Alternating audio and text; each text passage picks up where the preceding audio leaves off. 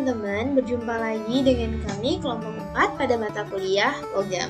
Nah, pada pertemuan kali ini kita akan membahas mengenai logam transisi.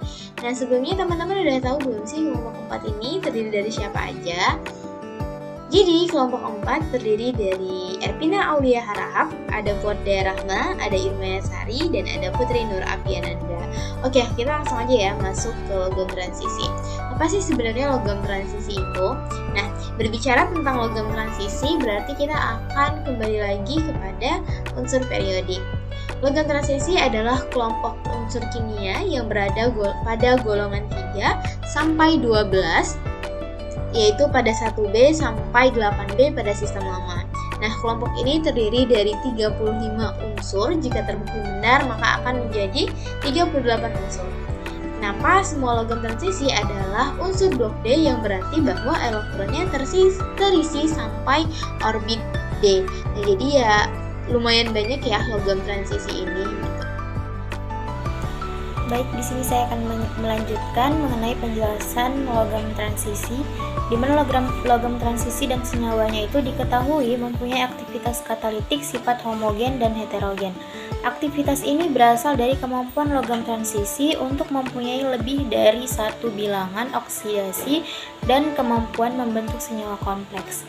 Sebagai contoh, vanadium atau V oksida dikenal dapat memisahkan besi pada proses Haber dan nikel pada hidrogenasi katalitik. Katalis pada permukaan bidang padat menyertakan pembentukan ikatan antara molekul reaktan dan atom pada permukaan katalis. Hal ini mempunyai pengaruh meningkatnya konsentrasi reaktan pada permukaan katalis dan memperlemah ikatan pada molekul yang bereaksi atau menurunkan energi aktivasi reaksi. Dan juga karena unsur logam transisi dapat mengubah bilangan oksidasinya sehingga efektif sebagai katalis. Kemudian sifat lain dari logam transisi ini, di mana sesuai namanya, semua logam transisi adalah logam dan merupakan konduktor listrik. Secara umum, logam transisi mempunyai massa jenis yang tinggi serta titik leleh dan titik D yang tinggi. Hal tersebut dikarenakan adanya ikatan logam dengan elektron yang mudah berpindah yang menyebabkan kohesi yang meningkatkan jumlah elektron bersama. Meskipun demikian, logam golongan 12 mempunyai titik didih dan titik leleh yang lebih rendah karena subkulit D unsur tersebut mencegah ikatan D. Air raksa mempunyai titik leleh minus 38,83 derajat Celcius dan merupakan zat cair pada suhu ruang. Logam transisi dapat berikatan membentuk bermacam-macam ligan, di mana kelogaman dari unsur logam golongan transisi lebih kuat dibandingkan golongan-golongan utama. Hal itu disebabkan karena pada golongan unsur transisi terdapat banyak elektron bebas dalam orbital D. Dalam subkulit D tidak terisi secara penuh atau mudah menghasilkan ion-ion dengan subkulit D yang juga tidak terisi penuh. Baiklah, selanjutnya ada fakta menarik logam transisi. Nah, adapun fakta menarik dari logam transisi yang pertama itu, logam transisi ditemukan di tengah-tengah tabel periodik, di mana mereka terbentang dari golongan 3 hingga golongan 12, membentuk jembatan antara logam alkali dan logam dalam kelompok logam pasca transisi dan transisi dalam.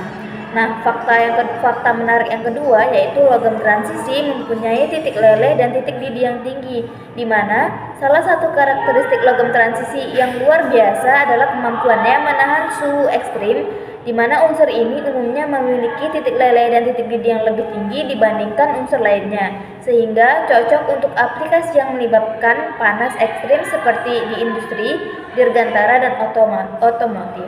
Nah, fakta menarik yang ketiga yaitu logam transisi merupakan konduktor listrik yang sangat baik, di mana karena elektronnya yang terdelokalisasi, logam transisi menunjukkan konduktivitas yang tinggi.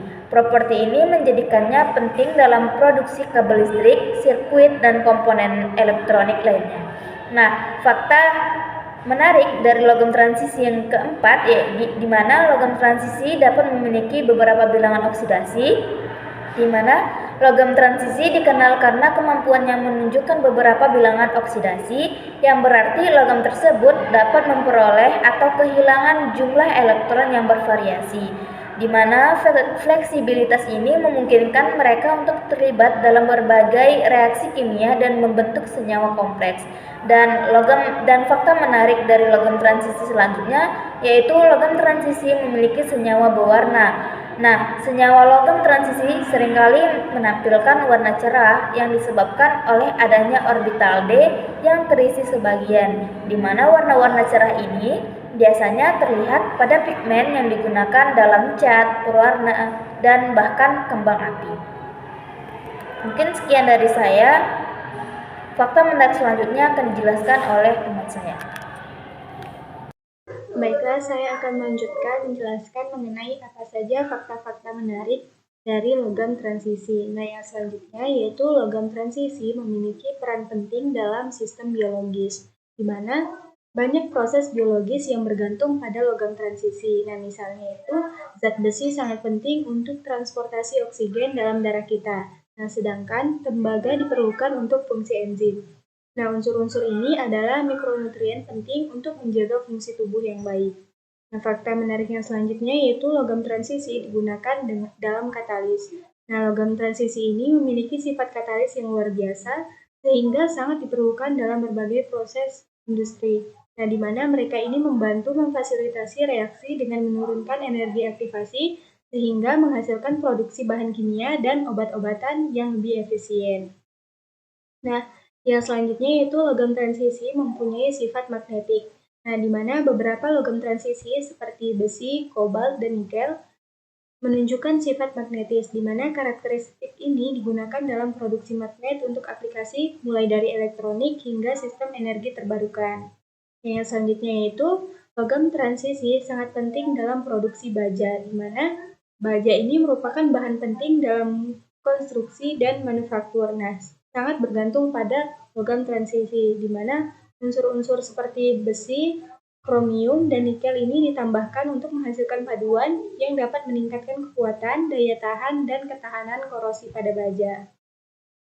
Yang selanjutnya itu logam transisi umumnya digunakan sebagai katalis dalam industri perminyakan, di mana proses pemurnian minyak bumi ini seringkali bergantung pada katalis logam transisi untuk mengubah minyak mentah menjadi produk yang berharga seperti bensin, solar, dan berbagai bahan kimia.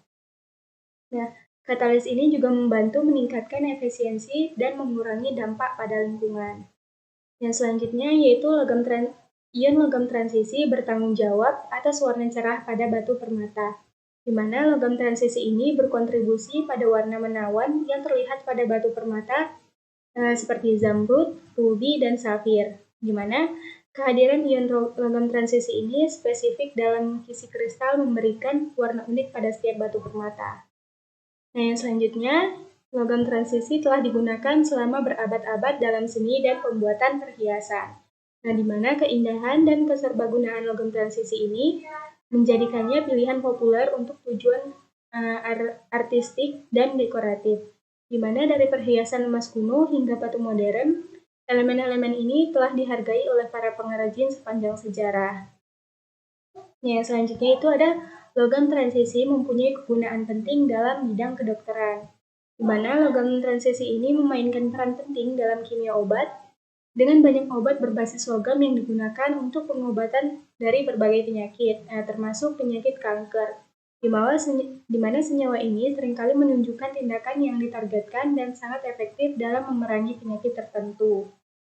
Kemudian yang terakhir yaitu logam transisi memiliki isotop yang mempunyai kegunaan medis.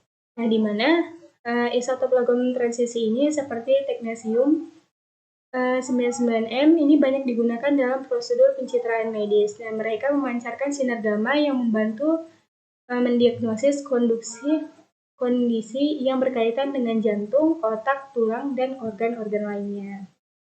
Teman-teman, kita ke contoh soalnya yuk, yaitu di mana di sini berikut ini yang merupakan sifat khas dari logam transisi periode keempat adalah yang A memiliki dinding jauh berbeda, ada yang B dan C dan D.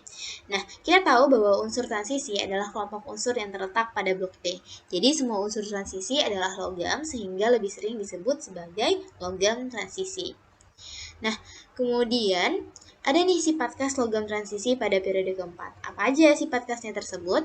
Oke, yang pertama adalah titik didihnya ini akan lebih rendah daripada titik lelehnya. Kemudian, ia akan mengalami energi ionisasi. Nah, ini bisa teman-teman lihat dari tabel tersebut. Nah, kemudian memiliki lebih dari satu bilangan oksidasi kecuali dengan simbol Sc dan Jn. Teman-teman ada yang tahu nggak Sc dan Jn itu apa? Nanti dijawab ya. Oke. Kemudian memiliki warna yang khas gitu kan. Pada degeneratif 3D orbital warnanya itu ada merah biru, ada biru hijau dan ada merah kuning dan pink gitu. Jadi warnanya ini memiliki sifat khasnya masing-masing gitu. Nah, jadi jawaban dari pertanyaan ini adalah yang B, yaitu memiliki energi ionisasi yang tidak jauh berbeda. Oke? Nah, jadi itu tadi ya pelajaran singkat kita mengenai logam transisi. Semoga ada hal baik yang bisa teman-teman ambil, yang bisa teman-teman pelajari dari logam transisi itu. Lebih kurangnya kami mohon maaf apabila ada kesalahan kata maupun perbuatan, baik sengaja maupun tidak sengaja. Sampai berjumpa pada video pembelajaran selanjutnya. Assalamualaikum.